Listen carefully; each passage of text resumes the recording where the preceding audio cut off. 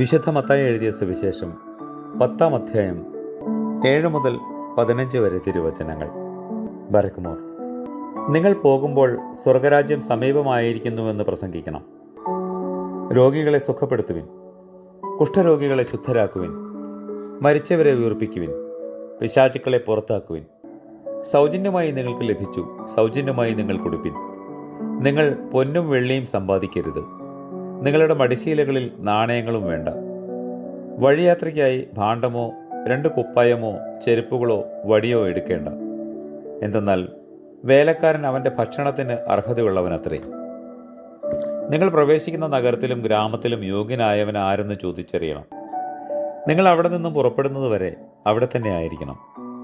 ഭവനത്തിൽ നിങ്ങൾ പ്രവേശിക്കുമ്പോൾ ആ ഭവനത്തിൻ്റെ സമാധാനം ചൊല്ലുവിൻ.